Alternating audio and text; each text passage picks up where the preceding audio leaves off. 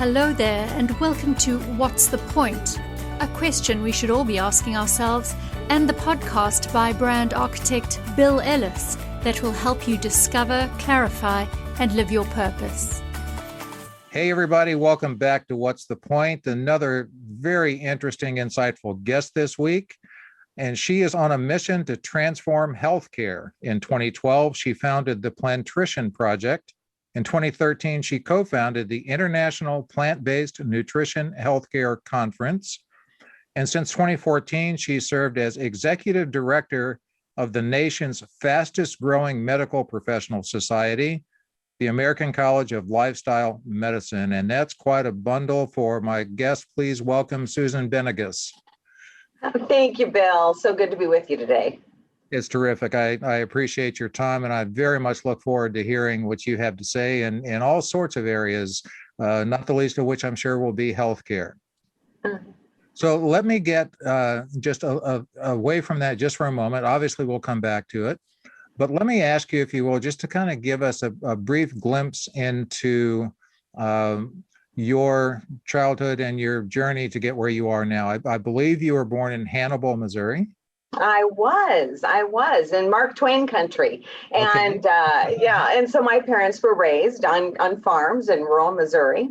And but I spent a very short period of my life there because my dad was in college at the time at the University of Missouri and went on to grad school at WashU. So ended up relocating to St. Louis by the time I was 2. And lived in the St. Louis area for a long time, but left before I could drive, and then made the rounds from West Virginia and Oklahoma, Texas, Arizona, California, and many years later, 20 years ago, came back to St. Louis, where I've been ever since. Well, that's quite a journey, and it's something similar to my path, where my father was in the Army, so we moved quite a bit. What kind of impact did it have in your life moving so often? What were the good parts, and what were maybe some negatives, if any? I am so grateful to have had the opportunity to live so many different places. I know, many folks, they're born, they grow up, they live their entire lives in the same place. And there's many benefits to that because you grow deep roots and just those connections. Having experienced so many different places, I think it makes you probably resilient, adaptable. And I just love having such a wide array of friends and experiences. And so I have loved the opportunity to live many, many places. But interesting, people often talk about the St. Louis area has a boomerang effect that you end up coming back at some point. And that has been the case for me. And there's a lot to be said for living in the Midwest. It's an easy place to live and very easy to get different places. And so I love it.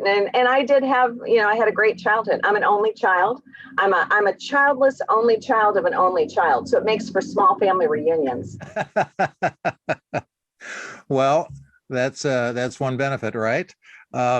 So here's a question. It's kind of the chicken and the egg. What came first? Did learning and enjoying and being interested by all of the different places and all the different people come as a result of your nature, or did you become more open and seeking and interested in new things because of the travel?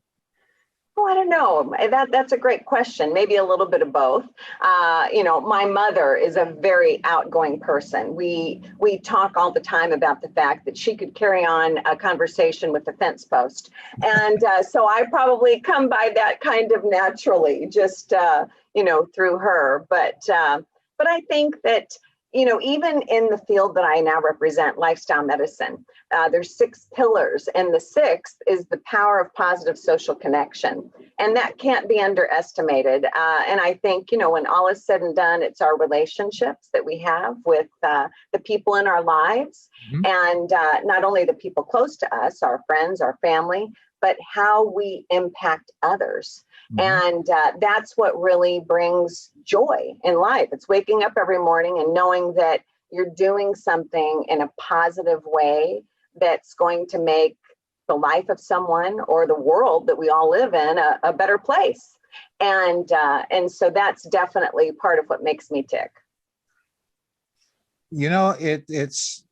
It's a theme that is so consistent through certainly every single person I've had as a guest on this podcast, and listeners will point this out, I'm sure, that focusing on other people, their needs and their wants, not exclusively, not to the detriment of self, but having empathy and awareness that there are more in the world and that what we do does have an impact. And then the ones that realize that and strive to have a more positive impact have a better life themselves. Is that something that comes under I think it's so true. It's so true, Bill. I had a great aunt, lovingly, we called her the amazing Mesa. Her name was Mesa, and she lived to be nearly 102, passed away at 101 and a half. And every time I'd go to visit her, which was often, or talk to her on the phone, she would say, so how are you doing? How is such and such a project you're working on? What about your friend so-and-so? How are they doing? And she listened to every Cardinal football or baseball game. And she had macular degeneration, so she wasn't able to watch television, but she listened. And that was so amazing to me, because even at her memorial service, I spoke and I talked about the fact that it was such a lesson to me, because through every year of her life, she was interested in everything and everyone. Mm-hmm. And I think you contrast that against some people. I have some older people in my life, and whom you go to visit or see, they never ask a question. Mm-hmm. And all they talk about, they're consumed with their aches and their pains and their issues. And it's not as though Mesa didn't have those as well, but she chose to focus elsewhere. And I think, that's a really great life lesson in really externally, just when you focus your time on making the world better for others, being interested in others, helping others, then we don't obsess about the problems that we have or the shortcomings. Certainly, oftentimes we need to direct attention to ourselves and take care of issues, but it's waking up every morning and as Mesa taught me, being interested in everything and everyone. And I think that just makes life so much richer. Yeah, and I want to come back to that because there's so much there, so much meaningful lesson there.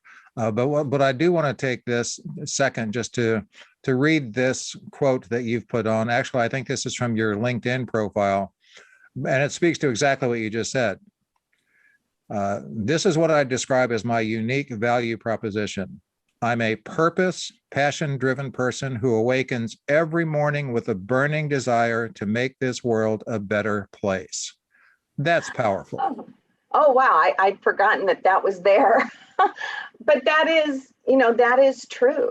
I mean, I am definitely, that is how I'm wired. And, there's a great Margaret Mead quote that we often refer to. It's, never doubt that a small group of thoughtful, committed citizens can change the world, because indeed it's the only thing that ever has. And in the work that I do today, I'm executive director of the American College of Lifestyle Medicine, as you said, and have a staff of nearly 30 spread out across the country. And what's so amazing is because I've not been confined to hiring people in one geographic area, I've been able to hire across the country and even a couple internationally, because the field that we represent, lifestyle medicine, which we said is the message of health, hope, and healing that the world needs. I hire these people who are also purpose, passion driven. Mm-hmm. And we say so often that ACLM is a magnet for purpose, passion-driven people who understand what's at stake and who come together as a galvanized force for change. And that's not only our staff, but our members. And it's like, wow, if you can surround yourself with people like that, it is incredible to see what can happen, the impact that can be made. And so I definitely, live it and breathe it. And not that there's not hiccups along the way and challenges and problems that you have to work through. But it's really with the belief system that, okay, if it's meant to be, it's meant to be. We're going to be fearless. We're going to be faithful. we're going to keep our eye on the goal and work to achieve it, and not necessarily take no for an answer. Maybe it's just no because the question needs to be asked differently. And so just that kind of attitude and approach that, at the ripe old age of 58 has served me well. Well, thanks for expanding on that. And it served, again, everyone that I hear speak to that philosophy, it has served well. So when you say there are some hiccups along the way, well, surprise, it's what we call life.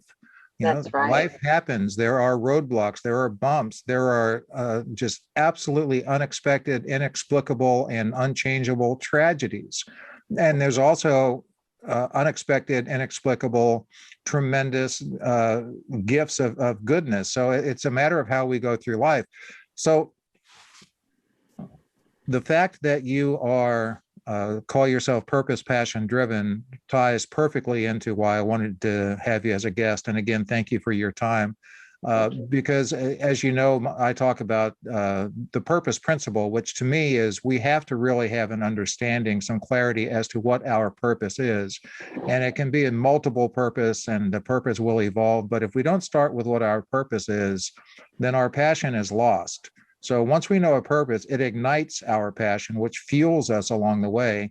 And then that leads also to us being able to maintain that through persistence. So that's another thing that caught my eye when you said the purpose, passion driven person. And I love that you have a burning desire to make this world a better place. That's something that we could certainly hope to get expanded.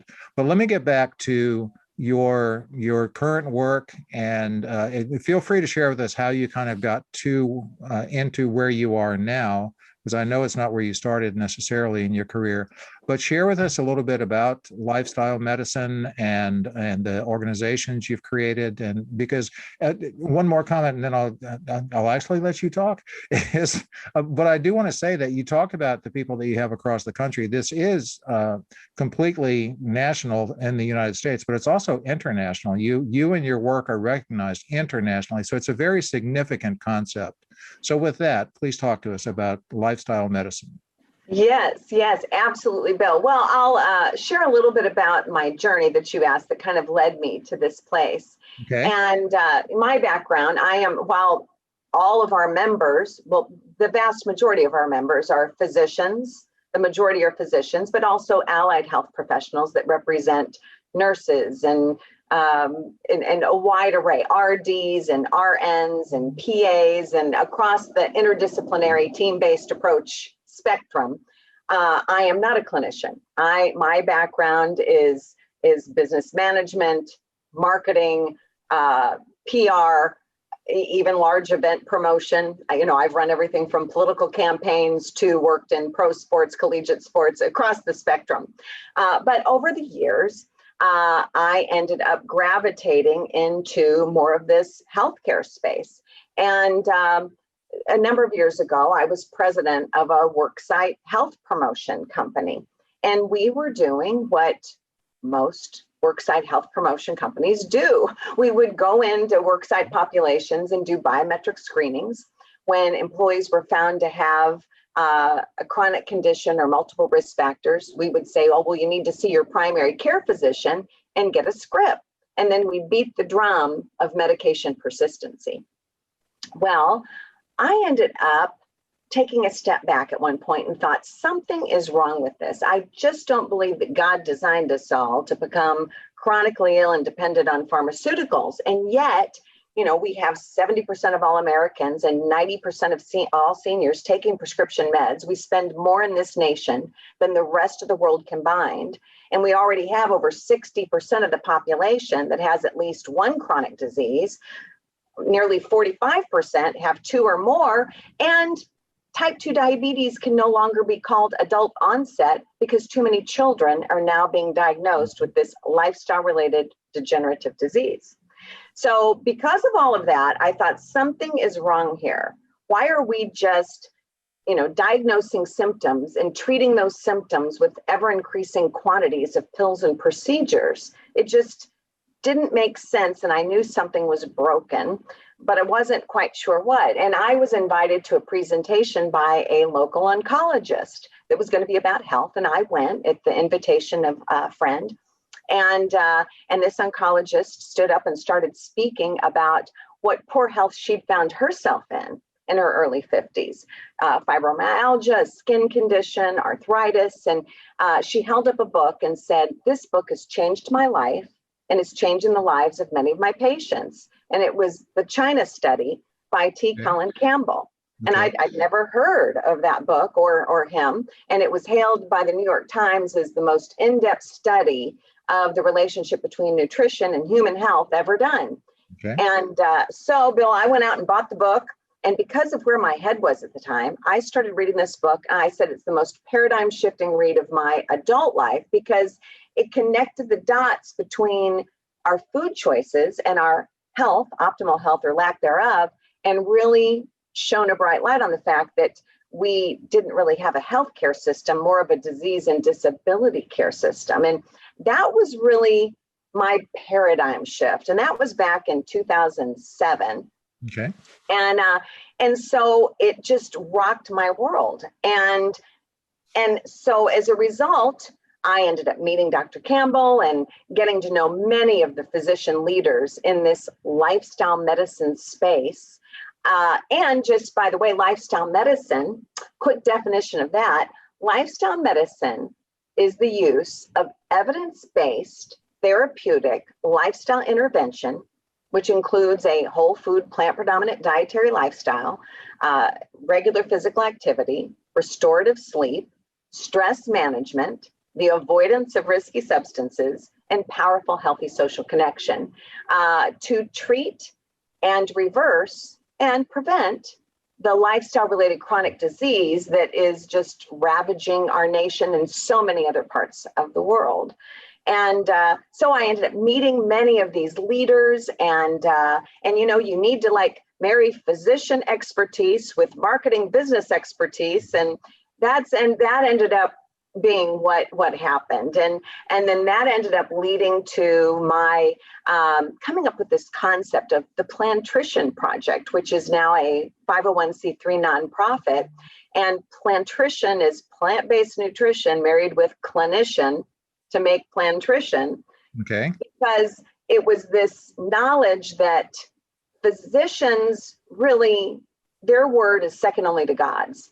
And that individuals may read books, watch documentaries, feel led to change, but if they go to their medical professional, who may be just rooted in the status quo, allopathic, diagnose and treat, diagnose and medicate, all too often, they may squelch the desire that's been ignited in that person to take more control of their health destinies due to their own lifestyle choices. So we needed to reach these physicians so they could become educated, equipped, and empowered with evidence-based lifestyle medicine, and then have exponential reach because they each touch thousands of patients. And then, so the Plantricion Project, Scott Stoll, Tom Dunham joined me in establishing that, and then us founding the International Plant-Based Nutrition Healthcare Conference that's attended by medical professionals from all over the world.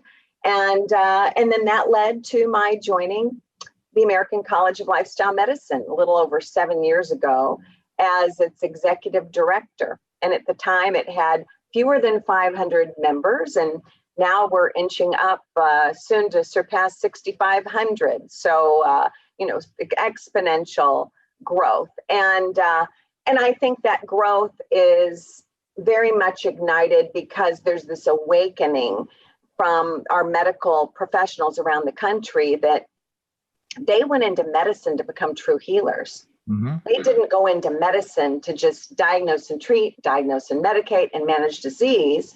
And they know that lifestyle medicine, the evidence is overwhelming in showing its efficacy in, again, treating, reversing, preventing these lifestyle related chronic diseases. So the clinical practice outcome goal is then not just disease management, it's health restoration. And that certainly reignites their passion, and why I think we're regarded by many as the fastest growing medical professional association in the country. And so there's really a groundswell that's happening. And, my last comment about this is that COVID-19, as tragic as it's been, it has really shone a bright light on the urgent need to address the underlying health conditions that so have exacerbated the virus's most harmful effects, the vast majority of those being lifestyle-related chronic diseases, because it's not that living a healthy lifestyle and having strong immunity protects us from getting the virus necessarily, but it does protect us the vast majority of the time from its most harmful effects. So we see the data from the CDC showing those who were hospitalized or who often died as a result of the virus, they were the ones who already had compromised immunity. They were already struggling with heart disease, hypertension, type 2 diabetes. And so I think it has heightened even more so awareness about this need that we so desperately have to shift in this nation and around the world to a lifestyle medicine first approach to real healthcare that's focused on identifying and eradicating the root cause of disease. Wow. Okay, so there's a lot there. And your passion, your enthusiasm, your belief is very clear. But what I want to do is take a few moments to try to go back and cut that into some slices that are maybe more consumable by certainly myself and I assume our listeners, because that's one that I might have to listen to multiple times because there was so much there and it makes so much sense. When you were talking about first starting the Plantricion Project, how challenging was it to and even moving on to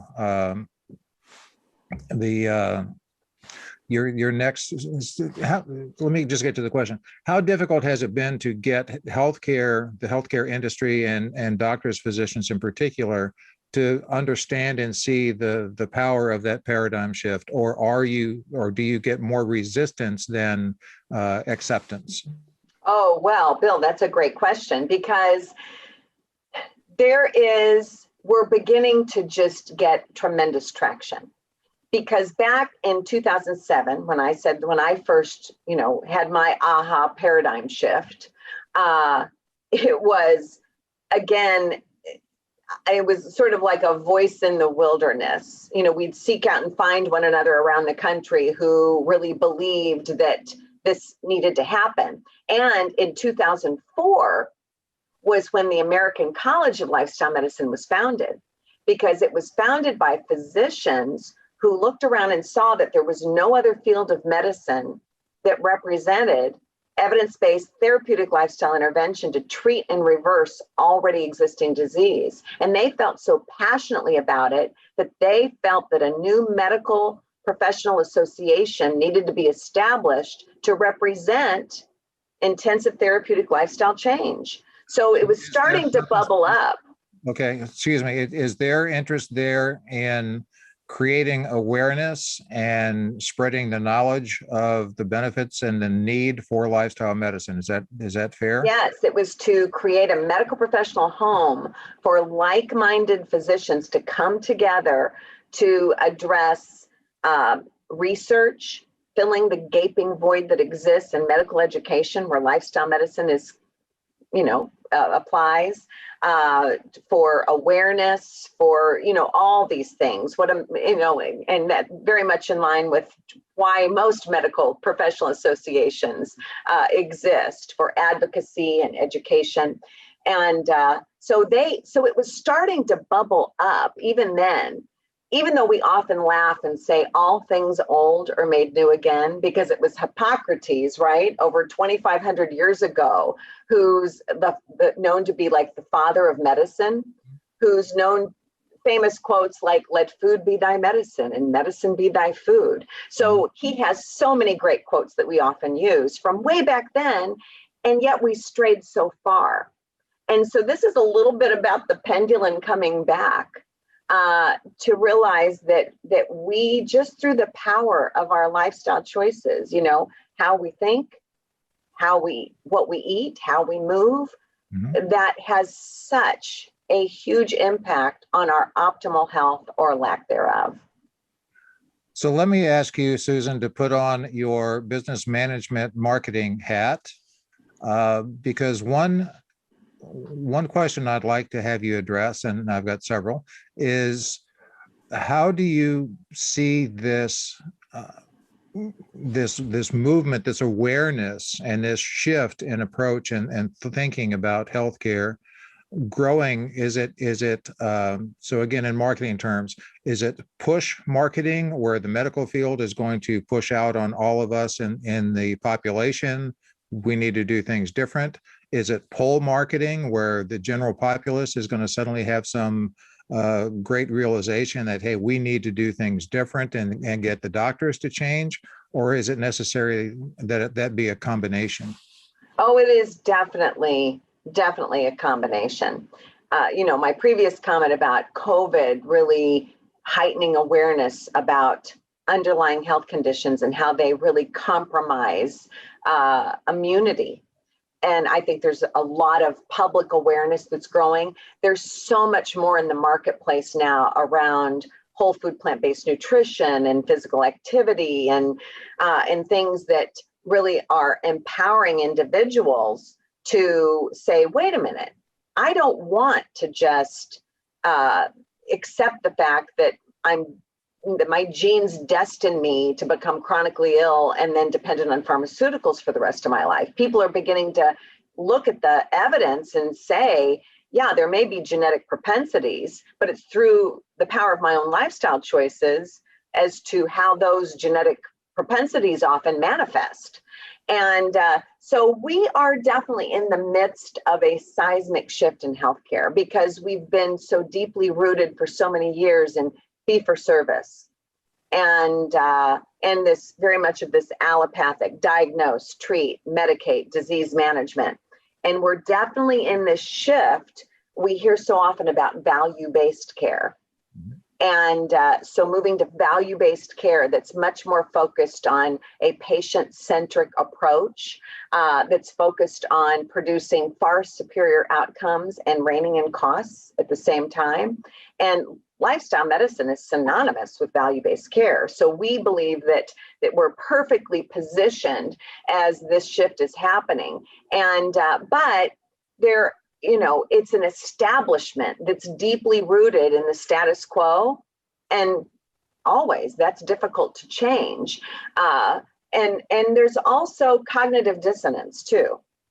You have many medical professionals that have had depth of training and a certain approach, and anything that comes that sort of flies in the face of that conventional wisdom, they're going to push back. So there's all these factors at play, but we often talk about the 3 stages of truth, right? It's first it's basically ignored, then it's vehemently opposed, and then eventually it's accepted as self-evident. And we know that lifestyle medicine and food is medicine and exercise is medicine. I mean, these are things that are truly self-evident. And it's what's in the best interest of people. And there's even crossover, Bill, to when we look at dietary lifestyle, that which we eat that is most beneficial to our health is also what's most beneficial to preserving our natural resources, reining in greenhouse gas emissions, and our ability to feed what will soon be 9 billion people on the face of the earth. So I think this inextricable connectedness of these things, especially our young people coming up that really see this, there's just growing awareness that this is just an inevitable path that we must take. That is focused on, again, identifying, eradicating the root cause of disease, and educating, equipping, and empowering our medical professionals and those they serve to really understand the power of lifestyle choices and what that means to health at all levels. So part of the reason I ask whether it's push or pull is that another one of my guests, who by the time our episode today airs, that it will have been a few weeks since Claudia's has aired, but a good friend of mine and guest, Claudia Carici, originally from Romania. It's, if people want to go back to episode 25 and listen to her story, it's fascinating. But she ended up in Dallas around the age of 40, a little bit younger than 40, and was just feeling some things that were different in her life. She went to a doctor there in Dallas who did some tests, and the short version is basically said, well, when you get old, you get old. And so she left the doctor thinking, oh man, getting old, that's horrible. And then she stopped and realized that, wait, that can't be the whole thing. And she came across the book, I think it's called The Plant Paradox, but she chose on her own to investigate and experiment with what you talk about, a lifestyle change, in particular her diet.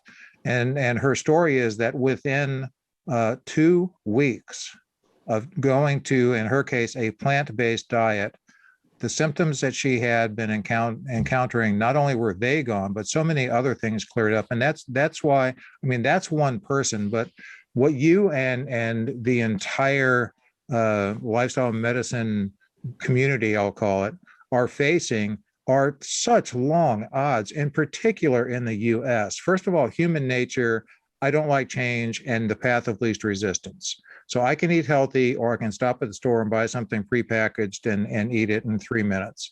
So you've got that, it's just the human nature, but you also have the food industry. And then you have big pharma. And then you have regulation. And so it must be at times a daunting task to even think about how that's going to change. What keeps you going? How do you keep charging ahead in the face of long odds? Well, it's we represent the truth, and it's what people need. We know that the current system is unsustainable. Recent reports coming out were talking about that Medicare Part A could be insolvent as early as 2025. We're already at 2021. We teeter on the brink of healthcare cost-induced bankruptcy in this country. And I often say that the best news any of us could ever hear is that 85% or more of all dollars spent on healthcare in this country pay for the treatment of conditions rooted in poor lifestyle choices. And no one disputes that. And that means we can do something about it before it's too late, because an insolvent nation isn't good for anyone's business.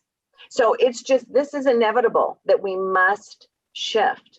And yes, oh my goodness, are there huge industries out there, some of the most powerful industries in the world, that they kind of like the status quo, right? And, you eat, it produces disease, you treat, medication for a lifetime, cha-ching, cha-ching. But that is not sustainable, nor is it in the best interest of patients or providers. And we're grateful for modern medicine. Lifestyle medicine is conventional medicine. Our MDs, DOs, and NPs and PAs, they're prescribing medications.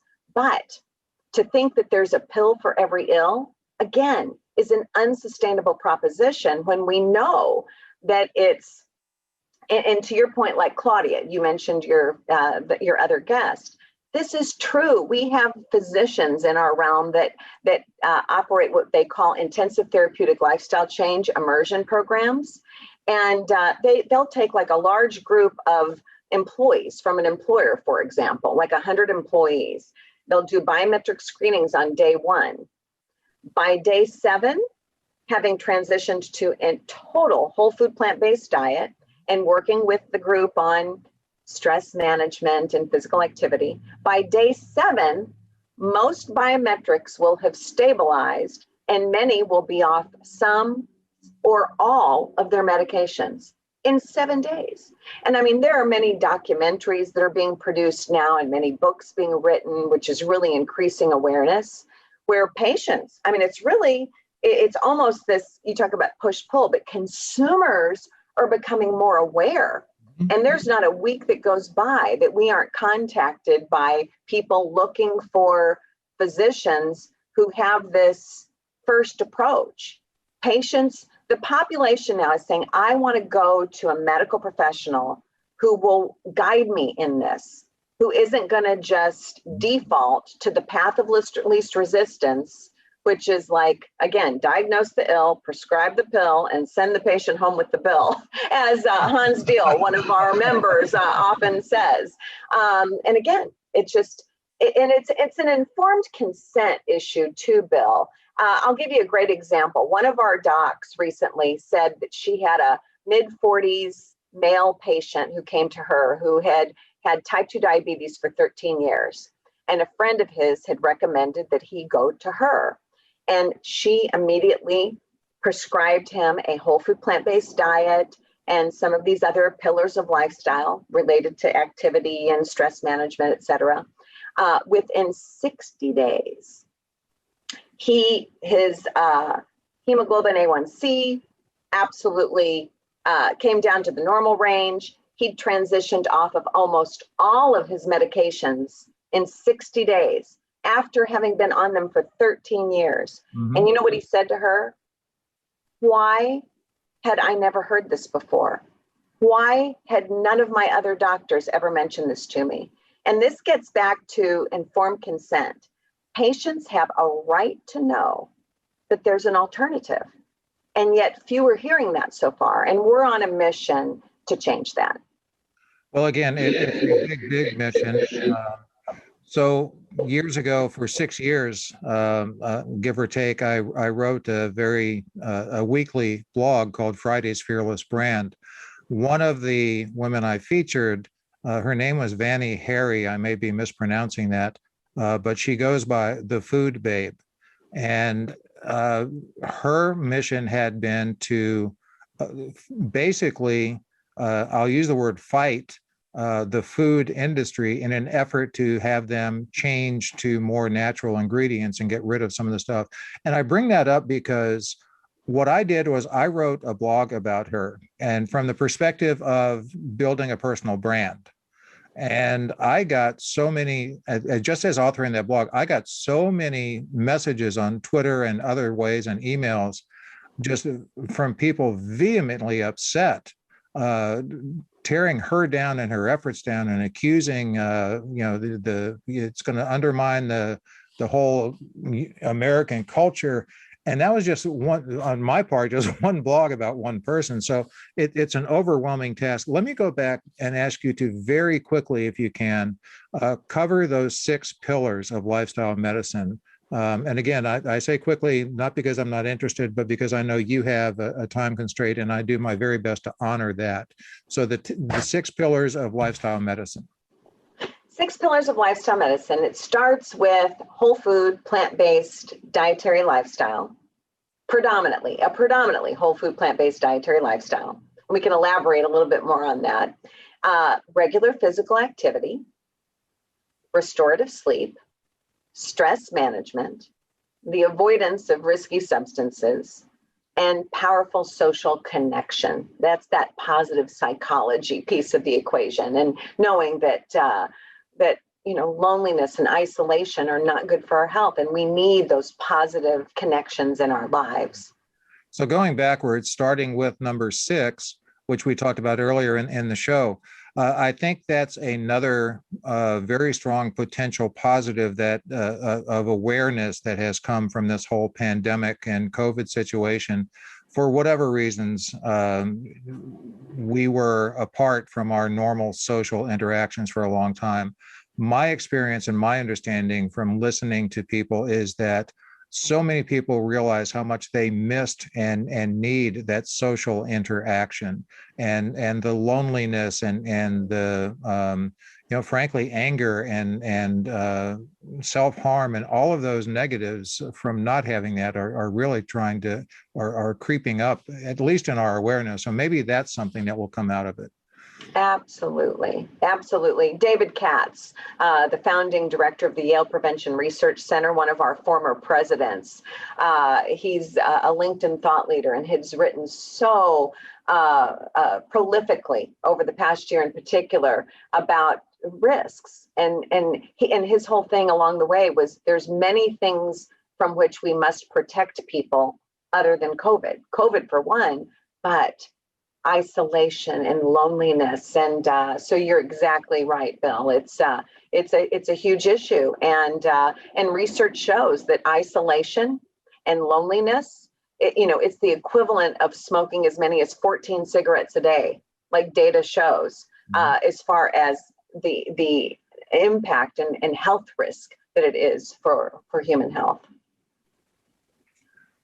Well, that's not surprising to me, but it does raise the question of when, I think it was your fifth pillar, when you said avoid risky things. Elaborate on that for us. Avoidance of risky substances. We used to refer to it as, avoiding tobacco and minimizing alcohol.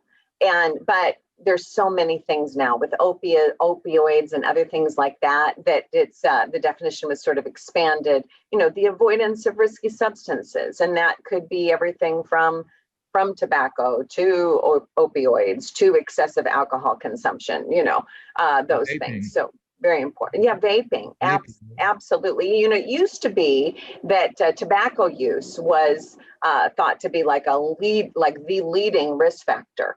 But now that's been surpassed by what people eat and do not eat. Even the Institute of Health Metrics and Evaluation, which is the world's largest repository of health-related data, in their 2019 Global Burden of Disease report, looking at data from nearly 200 countries that showed that it was what people eat and do not eat to be the leading cause of disease and death in this nation and around the world.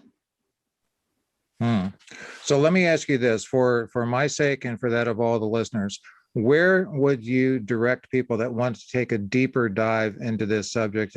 You have not yet written a book, but I'm going to come back to that because you have one in mind, which I find fascinating. But where would you direct people to go to gain more information on this? Well, I did co-author something called the Plant-Based Nutrition Quick Start Guide. And that's available through plantricionproject.org. And then the American College of Lifestyle Medicine. There is a plethora of information available. Some is public facing, and that's at lifestylemedicine.org.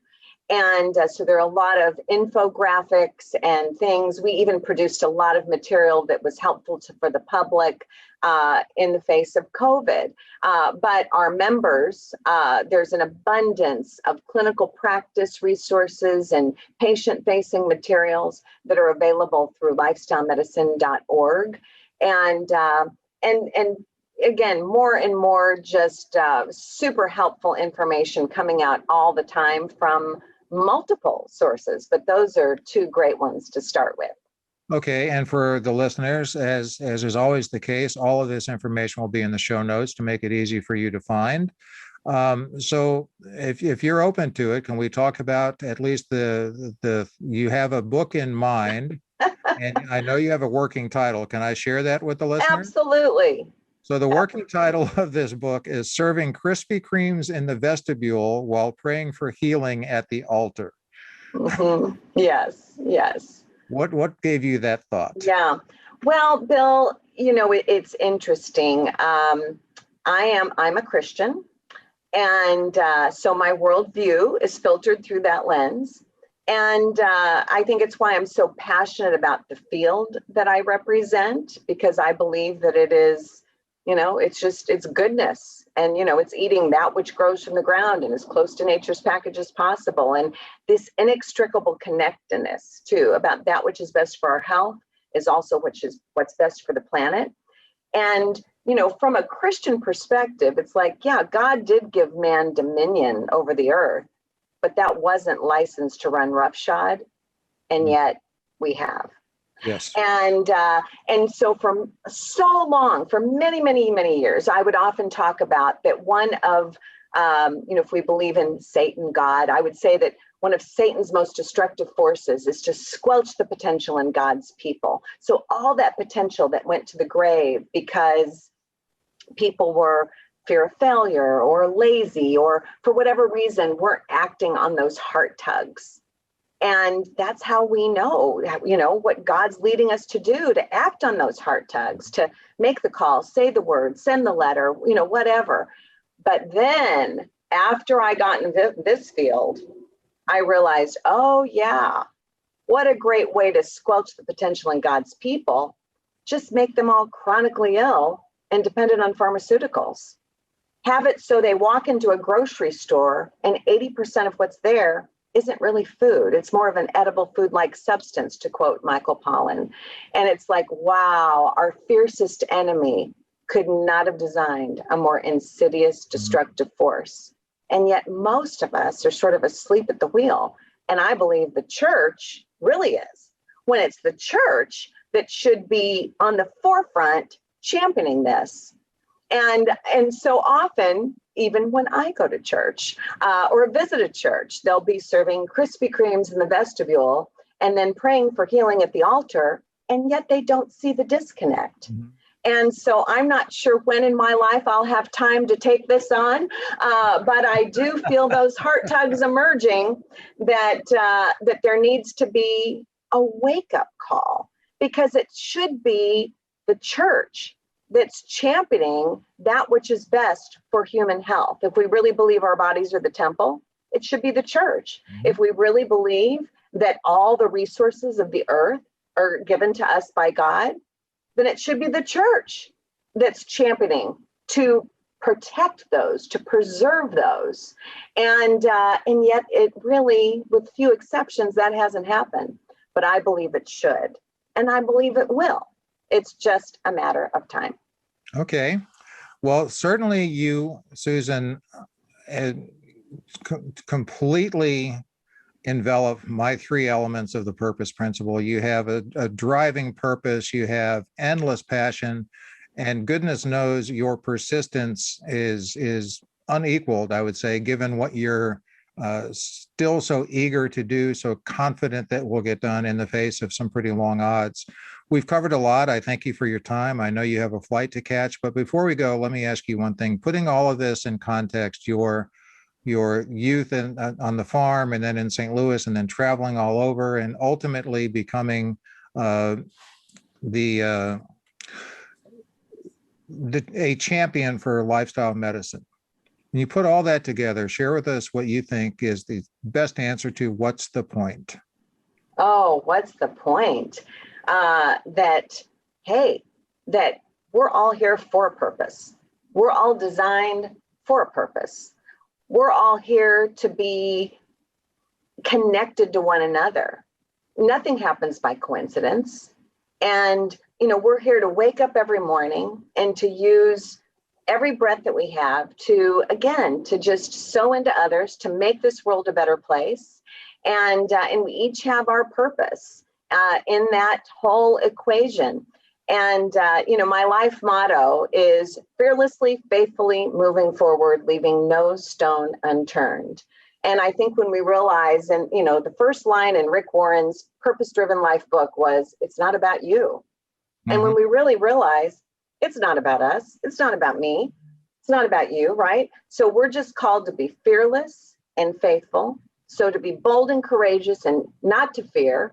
And if you're just obedient in that, it's amazing what you can happen if you realize that if you succeed, it's not about you. If you fail, it's not about you. You've just been obedient to the call.